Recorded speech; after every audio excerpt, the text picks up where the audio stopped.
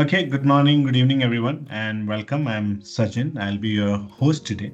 We're excited for this webinar. We are joined by an exceptional panel of leaders who are shaping the future of global capability centers and innovation. Let me start with Kumaran Sasikanthan, Group Vice President at Informatica. He is responsible for leading engineering for some of Informatica's most innovative products. Mr. Anil Katakam, co-founder and chief operating officer at Innominds, responsible for steering global strategy and operations at the intersection of digital transformation and innovation. Mr. Sattaluri, senior vice president at Innominds, he is helping enterprises translate emerging technologies into business impact through Center of Excellence AI. Mr. Shyam Ananthnarayan, chief marketing officer at Innominds, responsible for driving brand, positioning, go-to-market strategy, and today he's your moderator. Our panel discussion will run for about 45 minutes, followed by a question and answer session. But at any point during the conversation, please feel free to drop your questions in the Q&A, and we'll pick them up as we go along. And now, to take the discussion forward, let me hand it over to Shyam Ananthnarayan. Thank you, Sajin. Good morning, everyone. So we look forward to this very interesting discussion to get perspectives from the practitioner angle as well as the service provider angle. So a completely holistic view of what drives success at GCCs. So I would like to begin with a question for all three of you, which is, we've seen the GCCs evolve from call it 1.0, largely cost arbitrage driven model and augmentation of resources from the HQ to being literally innovation hubs of their own, completely product development being done at the GCC, taking ownership. And so this evolution we have seen over the last couple of decades. So we would like to get the perspective from all three of you, Kumaran, Anil, Raj, on what do you think has made enterprises rethink their strategy on GCCs and go towards this models we see today? Shyam, glad to be here. On this question, my view is that over the last 2 decades, initially it started out as just support center, then graduated to maybe some QA engineering, but now it has developed into a full-fledged product development done being out of the GCCs. And a couple of reasons. One is the process maturity that it has gained. Initially, we needed the processes to be set in uh, and then established. And then once they got mature, there was more confidence between the two sides, the HQs of the different companies and the GCCs over here. Um, the handshake process stabilized, improved, optimized. And then when that happened, a lot of folks also transferred between locations. Many of the GCC folks in India would have worked in the HQ or in those regions and have come back with that experience. And thirdly, the economy here also has developed a lot over the last 20 years. So, given all the infrastructure upgrades that have happened here, I think now the companies are more open for complete product development being done out of India. So, multiple reasons: process maturity, interchange of ideas, exchange of ideas and people too, and then the development overall in our areas that is leading to easier collaboration and product development initiatives done out of here. Anil, your perspective? Yeah, I agree with Kumaran. See, I think GCCs have evolved over a period, right? It's almost like, I would say, around 3 decades. So they've now evolved as a shared innovation centers, and they're a lot more aligned with now boardroom priorities. So that is a very, very critical thing. Once you start not just the contributing to the products or the services, but you start having a customer influence, that's when the GCCs will change. So the customer centric thing has changed the GCC a lot, right? They've become a lot more customer centric, so they are carrying a lot of the customer knowledge and customer needs that makes them a lot more valuable for the enterprises. And of course, like Kumaran said, that India now becoming a hub for the Asia market, so which means that they have a lot more influence on the products and the or the services developed for them.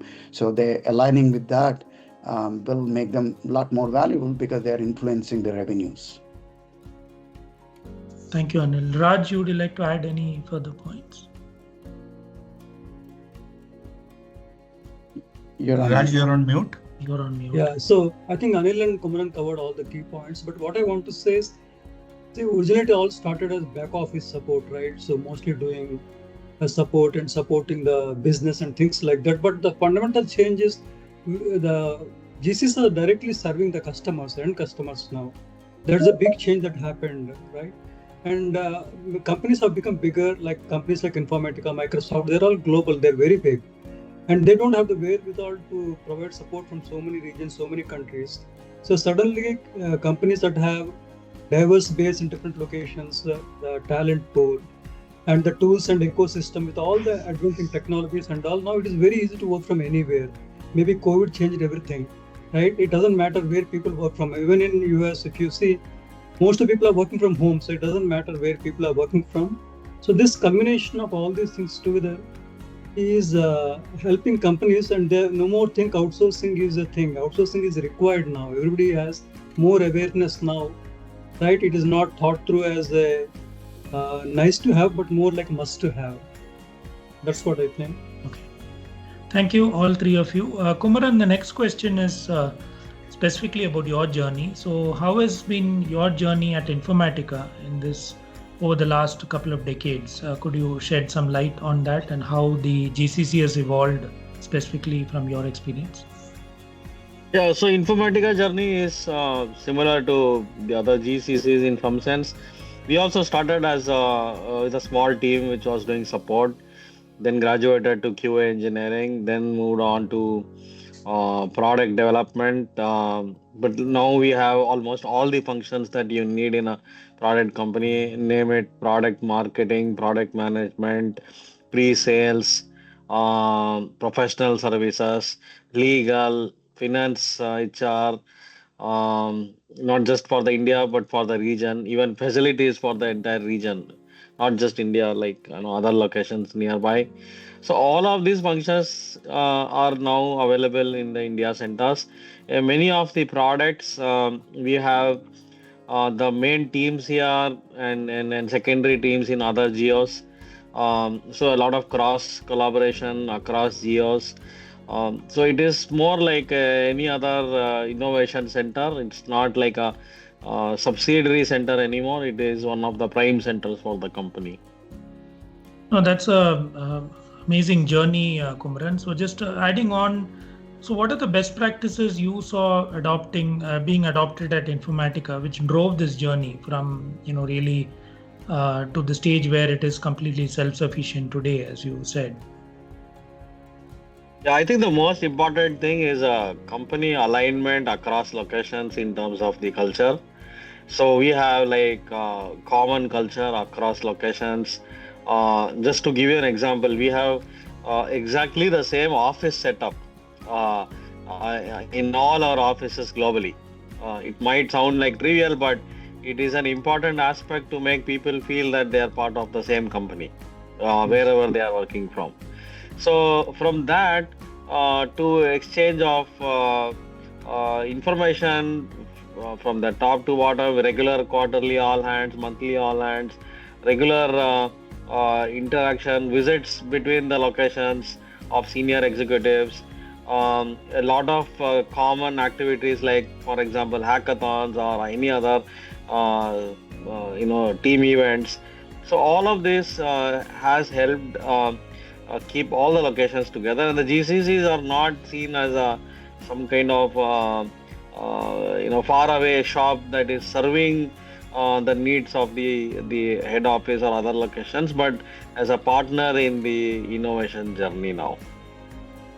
Okay, thank you. That's a very interesting perspective of coming towards, integrating the culture, one culture for all.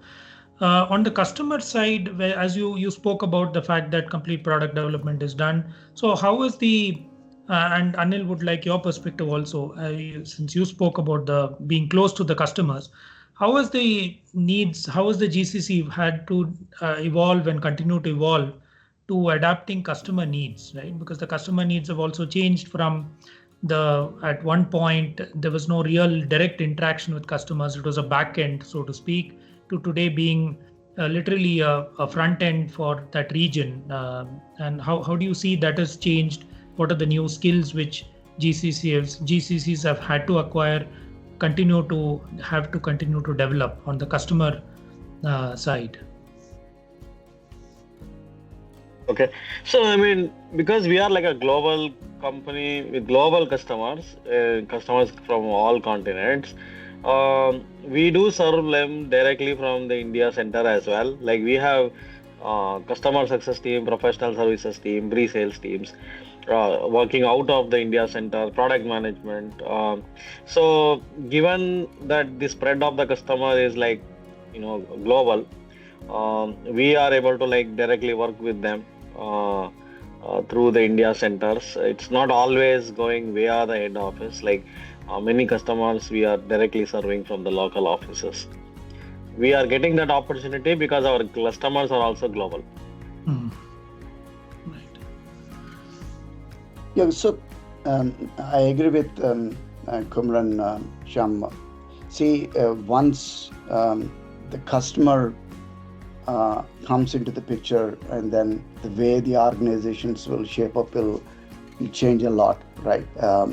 While from a inside out to outside in, and that is when the real value of the GCC will come in, right? Because their innovation is basically centered around the customer, their needs, right?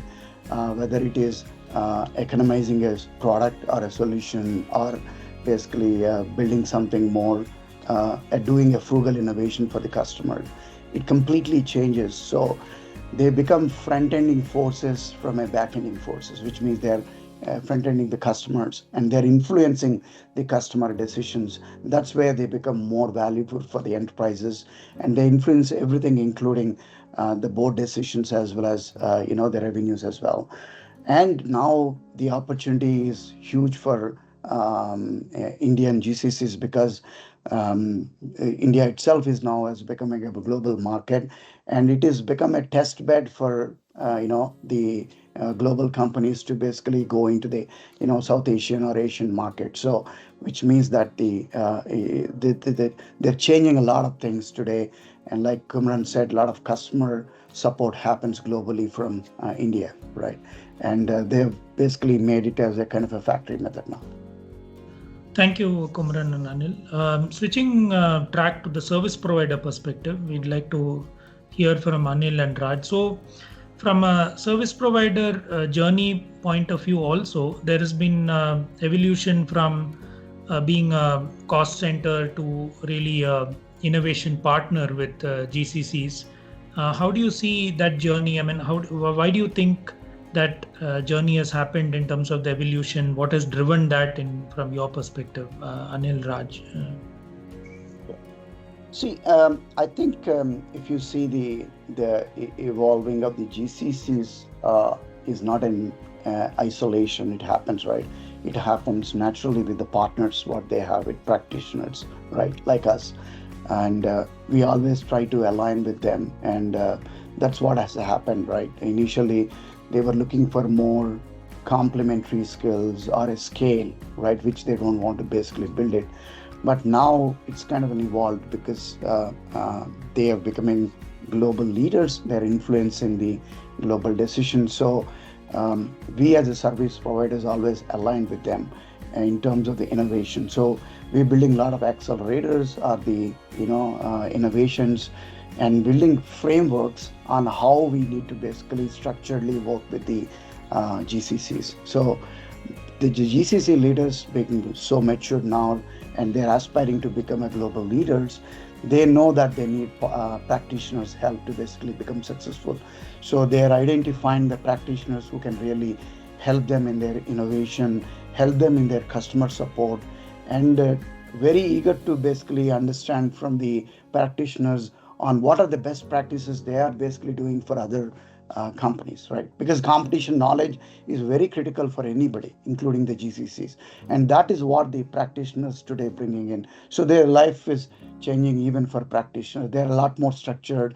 They have a clear frameworks on how they basically want to work with the GCCs, and that has become like a single force of influence in the enterprises. Raj, perspective. Yeah, thanks, Anil. Yeah, I think, see, I want to bring a different perspective, right? GCs are primarily looked upon for cost optimization, cost arbitrage, which still remains, right? But innovation also has become very important because every company is now challenged for doing things a new way, right? With AI and all those things, like innovation is a must for every company.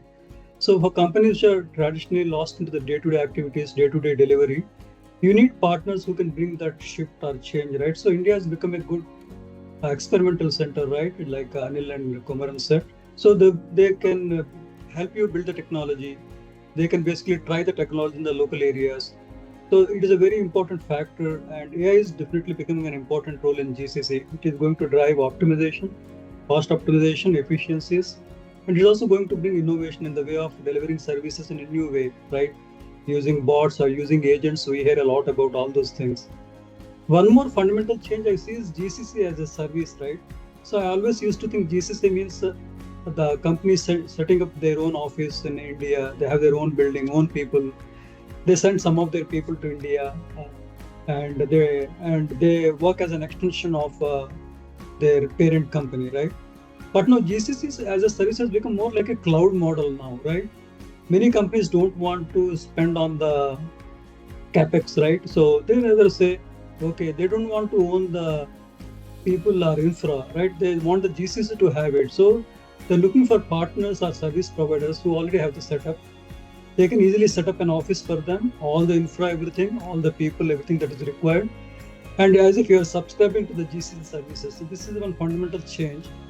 And with all the recent things that happened, including all the things we hear from Trump and all, there is going to be more pressure on US companies to cut costs. And I'm of the opinion that the more and more GCCs will open up, and India has a good opportunity there. So I think service providers providing GCC as a service, right, will have the benefit. But like Anil said, you need a proper framework, you need a proper operating model, so it works seamlessly. So the customer should not see any disruption just because the service are being delivered from a different location. So I think these things become very important. Thank you all, Anil and Raj. Now let's move on to the cultural perspective. We have seen the journey, best practices. So would like to hear your views on the culture aspect of this journey in terms of what are the cultural best practices, the aspects. Kumaran, you spoke about it already in terms of the one culture. Can you speak a little bit more about some of the cultural, you would say, the values, some of the focus areas on that which has driven this journey, which GCCs need to adopt and continue to need to drive as they go towards the next few years? Anil, Raj, would welcome your perspective as well. Yeah, so I think like for any organization to scale, not just GCC, culture I think is very, very important, because when you are very, very small, the founding team has a culture and it is easy for them to convey that to the the ground, the folks who are working with them. But as the companies grow, even if you are in one location, one building, the team size grows, you want to maintain the same culture for the entire org, and so communication becomes critical. Now, even if it is important for one location, you can imagine how important it is for a global company where people are there from different geographies, different cultures. So I think constant communication of that one company culture across locations, top down as well as lateral or bottom up, is extremely important. And not just communication, I think people do watch, like, whether what you say is what you actually do. So consistent implementation of policies across years, consistent way of appraising people, treating people, and any even things, as I mentioned earlier, that even the office setup is very much the same across locations in our company and many other GCCs. So I think once you get that thing correct, then you win as a team, because GCCs are set up to partner with the headquarters and other locations to win in the battlefield, which is the market that we are all competing for. Thank you, Kumaran. Anil, your perspective on culture? Yeah, I think there is a lot of significant change as much as the GCCs evolved the culture. Previously, it used to be just replicating the office, how the office space, color, brand. Now, the GCCs actually represent I call them more global cultural centers, because they not only influenced the way they are working, but also they are influencing the ecosystem partners. It could be the practitioners, it could be academic institutions, and it could be even the federal and other works that happen locally, right? So there's a huge influence of GCC on the culture of how engineering or an innovation happens, particularly in India. They almost kind of replicated the successful models that are done in Silicon Valley or RTP, or even in some of the German places. So they brought in the ecosystem partners, academic institutions, and government all together, building the kind of a culture. If you see, that's the reason. If you see in whether it is Hyderabad or Bangalore or Pune, they are cultural hubs, and GCCs have played a big role in basically creating that. Thank you, Anil. Raj, would you like to add any points? No, the only thing I want to add is, see, traditionally, if you take reality, right, most of the companies are service products which start small and grow bigger, right? There's more importance on how you bring visibility, right? There's something called a perception, right? People easily form a perception, right? Because you're working from a remote location. So basically, if there's not enough communication, right, about your work and where you are and whether something will be done. So I want to stress there is a lot of importance on the tools part, right? There are a lot of tools, but I think every company now, GCCs should give more focus on better usage of tools, right? Whether it's for support engagements or development engagements, giving the visibility so the customer can see from anywhere, from online, what the team is working on, where they are. Of course, all the other practices like daily communications, weekly connects, all those things, agile practices, they will help. So you're talking to each other. One more important aspect is also to train the people on the culture of different countries, right? Normally, when we travel to different countries, we are trained on the etiquettes, what we say, what you do, because there are subtle differences on what you say, how you do. So these aspects also become important in addition to training people on a specific domain that you're going to work on. I think companies should also stress the need for educating the teams on the culture, about the locales with which they're serving to, right? So these also will become important. So I want to again stress that tools are something that they are there, but there should be a lot of governance now to ensure the tools are being used properly, information is being collected, you are using them to track properly, you are giving the status, like Kumaran spoke about monthly and quarterly updates and all these are important because they provide a mechanism for you to interact with your parent company on where the gaps are, what can be improved. So when you do these things in a proper way and you win the trust of the customer, I think that impression or the cultural aspect of not having visibility and creating a wrong perception can be avoided. That's what I want to say.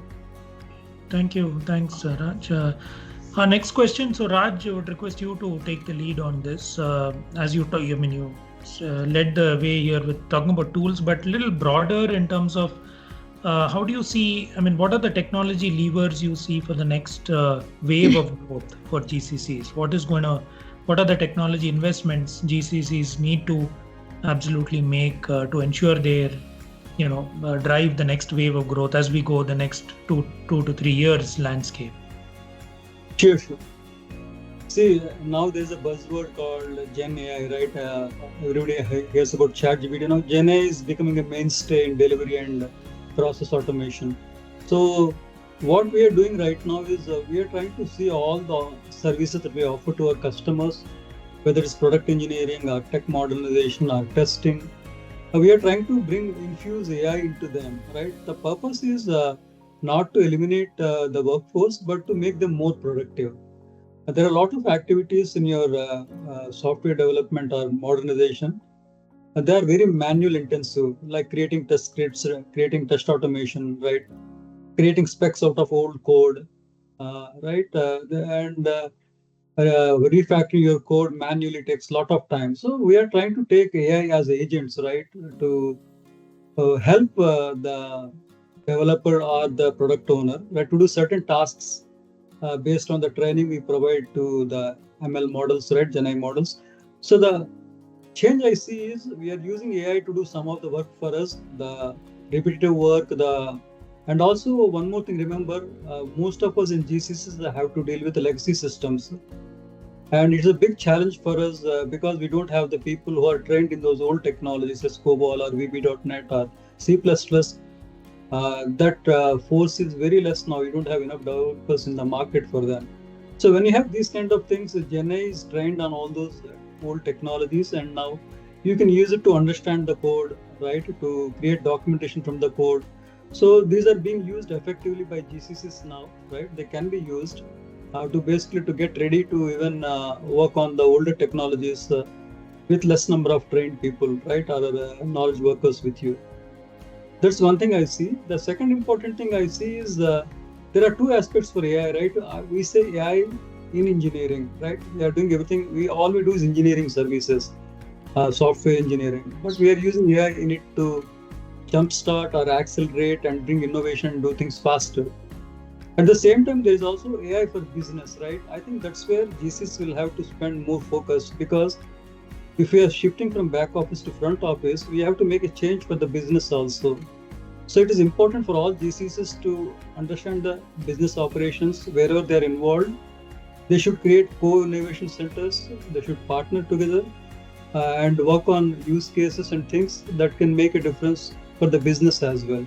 So that is a change we'll see. I think it will become only more rampant because every company is now trying to see how to use AI as an advantage to survive or to do even better. Thank you, Raj. Now we'll come to our last section where we'll try to get some takeaways for the people listening, as well as many people who have registered, but we will be sending this recording to. So Kumaran, just one, if you had to have basically what is it that gives GCCs and GCC leaders a seat at the table at the headquarters? If you had to put 1 or 2 points, which are best practices or which are things which people observe, what is it from your experience that gives them the seat at the table at the headquarters, makes the headquarters listen to them, take them, treat them as equals at wherever it may be, the GCC experience you've had? We'd like your perspective on that. Yeah, I think one of the important things is that ownership mindset. So the GCC leaders and the GCC practitioners, if they come up with new ideas, don't wait for instructions, come up with new ideas, suggestions, even products or accelerators, build those, present those in the right forums, constant communication about the capabilities, the new capabilities that we are building in our centers, bring it up at the right forum, the right time.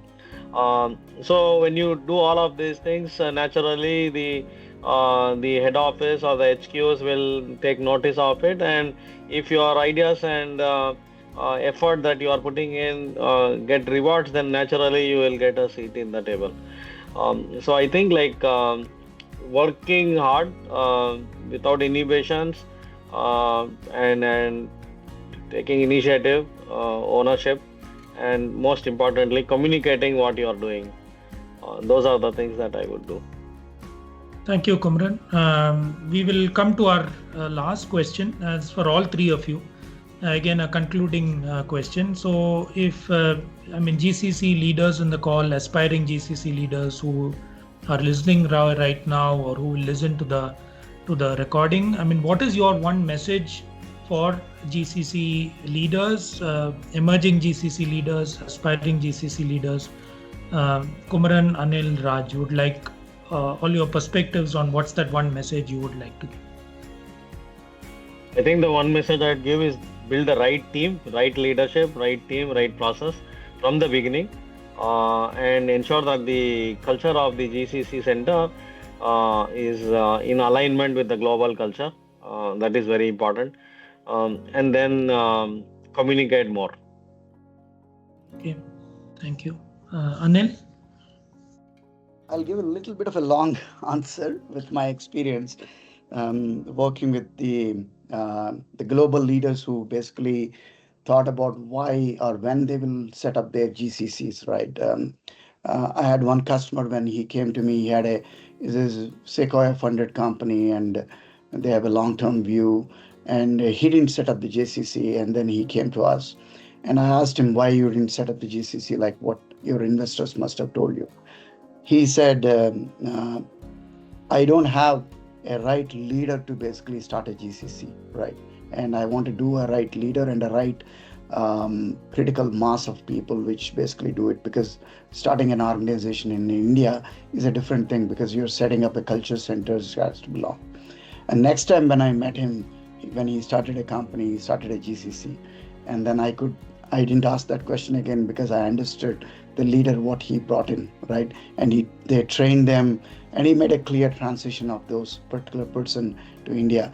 I think India now, the leaders as basically currently working in the GCCs, they need to become aspirational in terms of becoming a global leaders, and GCC is a nice gateway for them to basically become a global leaders, which means we need to nurture a lot of the GCC leaders in terms of how they just internally successful, but also they need to be a lot more external, this thing outside in purpose.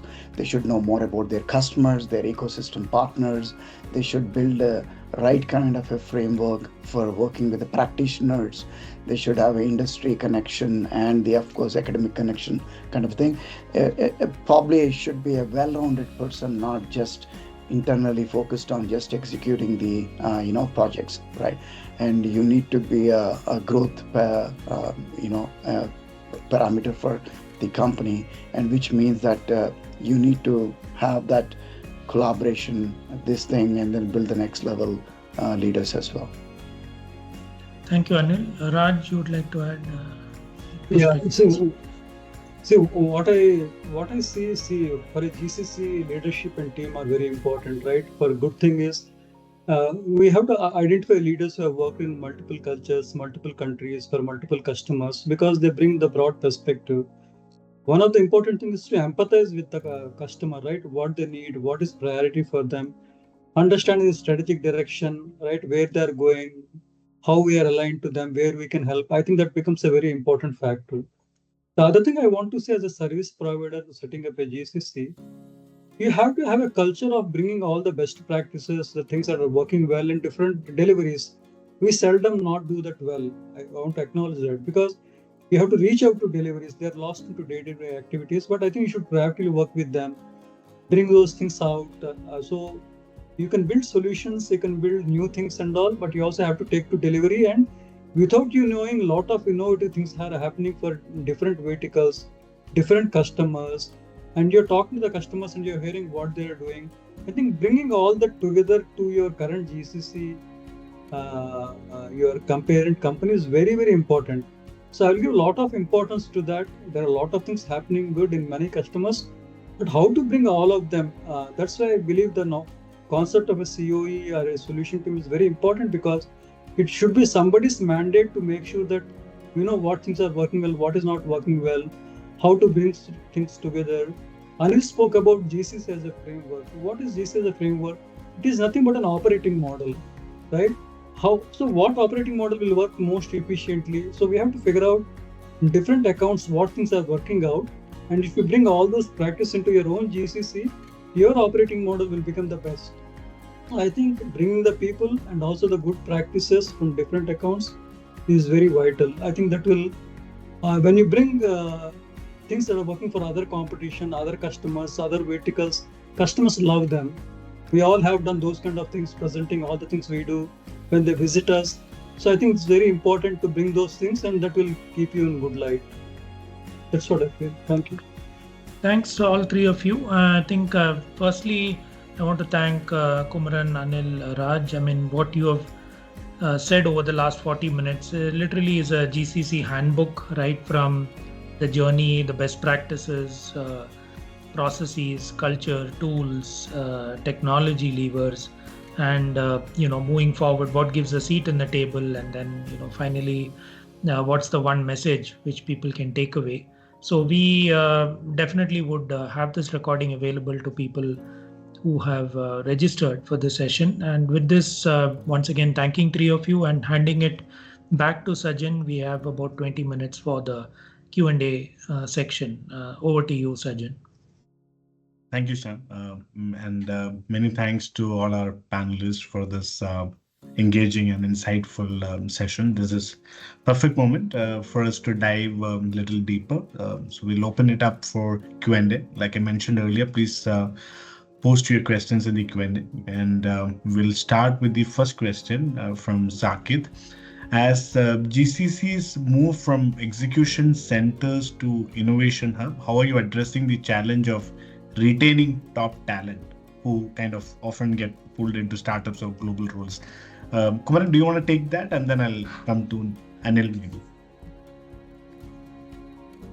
Yeah, I think retention is a real challenge, and because there are a lot of companies like coming up with innovative ideas and products, so there is no separate strategy here. It's the same strategy, which is if you have a sense of ownership, if you can build that, you might be able to retain the folks.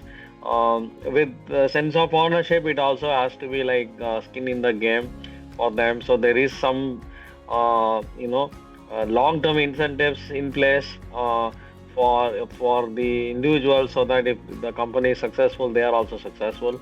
So if you build that model rather than a transactional approach of, hey, I need this guy now, let me just get him, and then not plan for a future career for that person or individuals. If you take a very holistic approach of a long-term career options for people and continuous monitoring and growth, you may be able to retain the talent. But I do not want to take the retention as a very easy problem to solve. Thank you, Kumaran. Anil, your take on? Yeah. So I think, like Kumaran said, we need to not only build the teams, because the people who are aspiring to be part of the GCC are usually the top talent, and they always want to be challenged, right?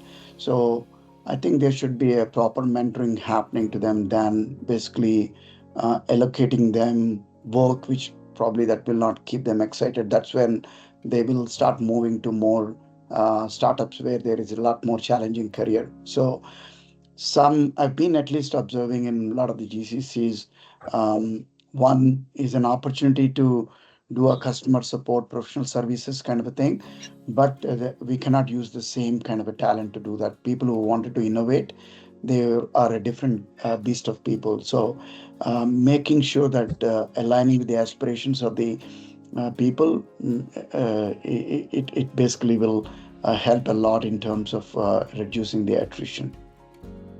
Great. Thank you, Anil. We have another question from Anjan, and CFOs are asking harder questions about ROI from GCCs.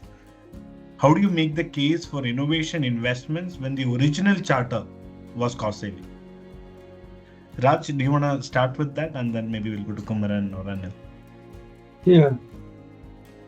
So what we see is many businesses, right? They have a lot of things to do, but the budget is always limited, right? So for example, you are spending for the new features for new business, but at the same time, there are a lot of challenges to maintenance with the legacy systems. A lot of things need to be improved, but they don't take those things up because the budgets might be very high. So it is an opportunity for GCCs right now. How can you help them to basically improve the things on the ground, right? To modernize the applications or reduce the technical debt, or improve the release cycle times, make the releases faster. These are all asks from customer. Everybody wants to do things faster and more efficiently. That's where what I believe is companies will have to be able to demonstrate, right, how these new technologies, new levers like GenAI can be used to accelerate some of the things that we do day to day, wherever human involvement is there, where human knowledge is required. Maybe GenAI can be used to bring that knowledge to do certain tasks the human can do.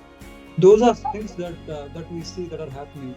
So in our case, what we typically do is when we go for these engagements, we typically build small POCs or applications that we can go and demonstrate to them, so they can visibly see if the same thing is done, for example, let us say 4 to 6 weeks, and using GenAI, the same module can be upgraded, let us say, within a month. So we are able to demonstrate, if you are able to demonstrate that it will bring 30% or 50% savings, it becomes a lever. Suddenly customer starts to think about making that activity as part of his plan, right? So I think GCCs can influence customers, but they have to proactively work on them, use the experience from other customers, and then showcase these things to get new business.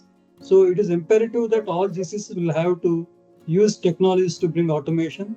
We have seen RPA and other kind of automations in the past, but GenAI has become a new lever now. So I think this will continue. Automation will always be the focus for GCCs.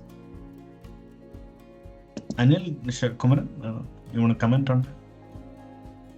Yeah, I mean, I think it cannot be, cost saving or innovation. Of course, cost saving was the primary motivation for setting the center up. Means we need to get the cost savings done. But then once you are able to achieve those goals, and you are also able to show some innovation potential, I don't think any company would say no to that. So the way I would start is always not ask for like more budget resources for investment in innovation initially itself. Do the cost saving part, which is suppose that is the main goal. Do that well, and start small on the innovation side and show some promise. Once you do that, I think you will have a easier. You will be able to like convince much more easily. So innovation and cost saving, not either one of them. I absolutely agree with Kumaran. See, I'll tell you, our GCC leaders today, including I think Kumaran, they have actually beaten this thing. I don't think CFOs will have this thing, irrespective of how the costs have increased when they started the GCC versus now, right? I was actually talking to one of the GCC leader. When they started, they were doing almost 1/4 the cost of the global cost, but now it's almost close or even probably 3/4 of it. But what they figured out is they started aligning with the business outcomes as the business performance. They understand the budget cycles. So they have provided internally and also using the practitioners like us, how to bring that elasticity, right, in terms of the shrinking and expanding. In terms of the budget, they figured out they are actually doing very, very well. But now, like Kumaran said, it's not good enough. You need to provide value.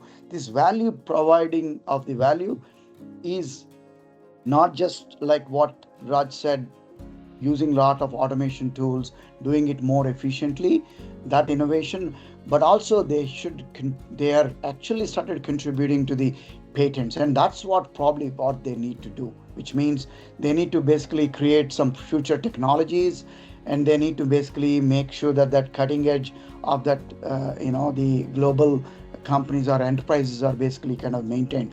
that will basically really bring in a lot more value, and CFOs will really value that contributions. Thank you, Anil. There's actually a follow-up question on this from Ashok.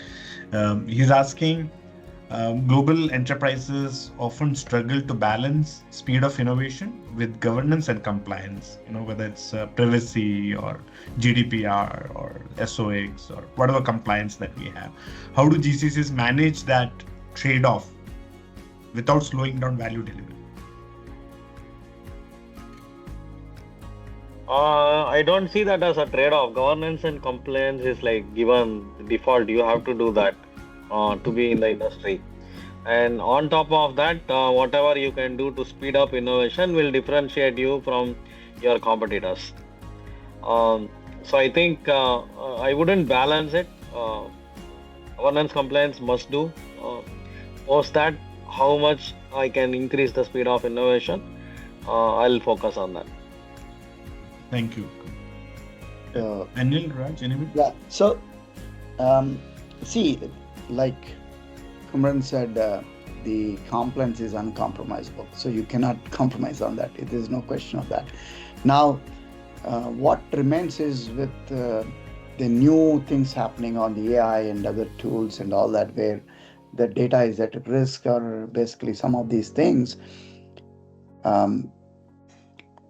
you need to be ready for it, right? Because once when the compliance standards, everything are defined, it is easy to follow. When they are not defined is when you need to figure out how to basically get to speed. You cannot basically wait to catch up for the curve. You need to be ready internally doing it, and when things and standards happen, then you probably need to jump into the speed. And this is what I recently heard from one of the GCCs while they're adopting the AI for engineering internally and getting ready for implementing for their customers. That is what they approach, what they are basically making it, right? So in that way, I think GCCs are smart enough, the leaders are smart enough to basically make a right trade-off between speed and the compliance. Sure. Raj, do you want to add your perspective? Yeah, I just want to say, compliance is extremely important, but I think GCs should make sure that the dedicated teams for ensuring compliance be aware of what compliances are required for different countries, because that's the most important factor, right? We might think everything's technical and doing things, but a lot of burden is on exposing the data, hallucinating the data, all those things that we hear from AI. So I think you should have a dedicated team, security and compliance, right? Like a common body, and should empower them to audit, to run tools, to stay ahead, to react very quickly, proactively, make sure that your complaints are being met and there are no flags there. So I would say you have to invest on that team as well. I think in all the GCCs, I think so far we never discussed about the software aspects, right? I think there are a lot of software things that are very important. We spoke about HR, talent, culture and all, but I think compliance and security is also extremely important. So I think you should nurture and have the right teams there so that no security breach or compliance spin-off or challenge can be curtailed, right? I think that's very important. Great. Thank you, Raj. We have another question. Do you see GCCs working more closely with the startup ecosystem in India and for driving innovation, and will they primarily inward focus within the enterprise? That's from Jyotsna. I can add to that. I just want to add something. When they're very niche technologies, right? For example, agentic way of doing sales or marketing, there are very specific things are there, right? Companies might take those specific services from small startups also.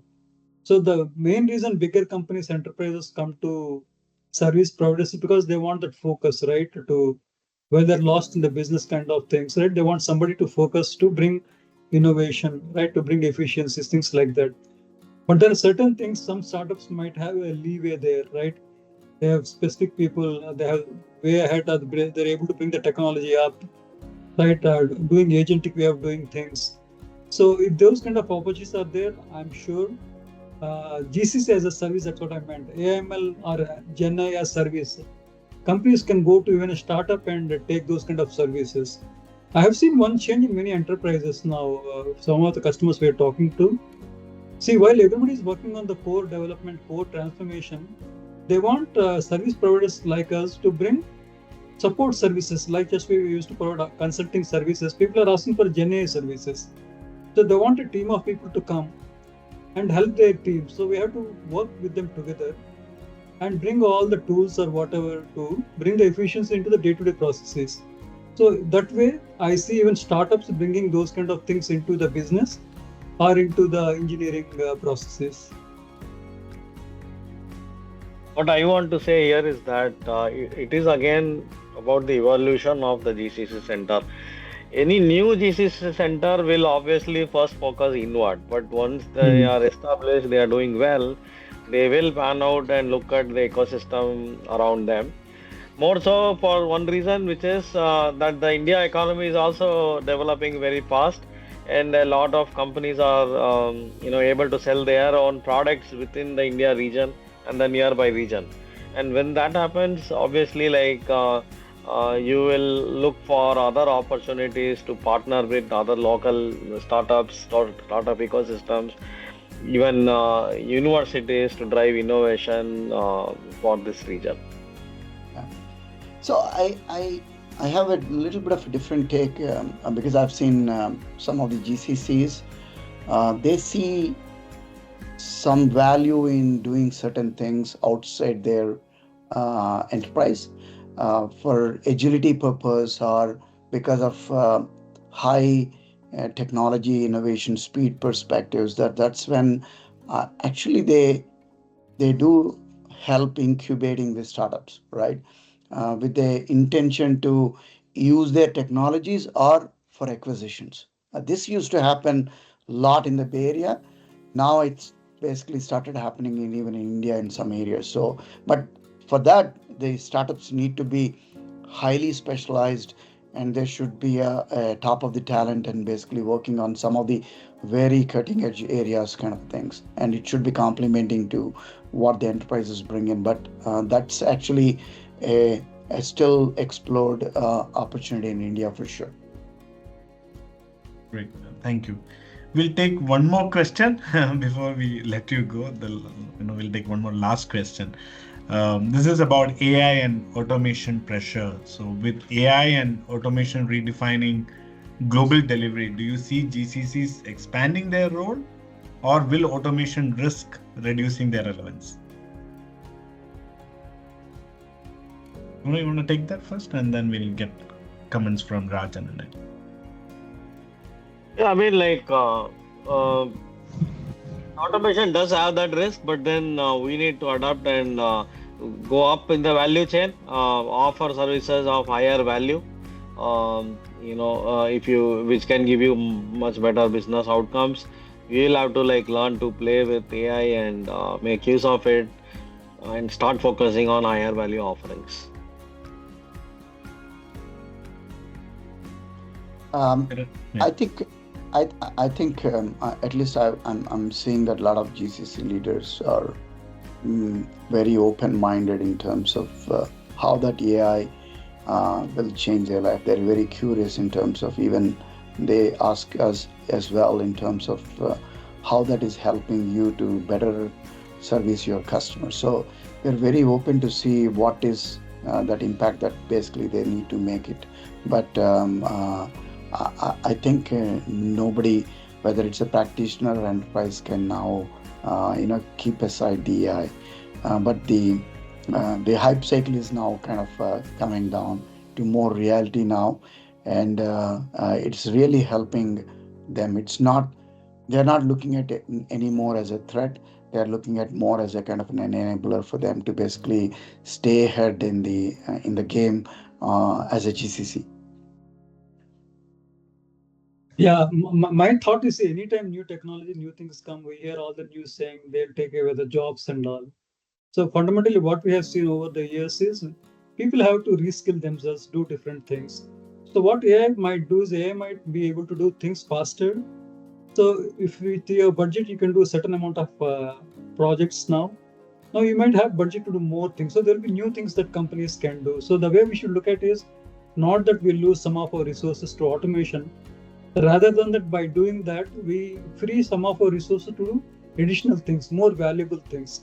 So I think we should, like Kumaran said, right? Whenever companies want to do things, he said, we should try the innovation within our teams first and showcase to them. If we want to do these kind of things, we have to use the team. So if automation things like that come, you will have the bandwidth of some of the resources working on other important activities that can be done. So I feel all it will do is AI will bring a change. We have to accept the change, and we have to learn new skills, everyone, right from management and the teams. We have to be ready to do new roles and new things. So that's what will happen.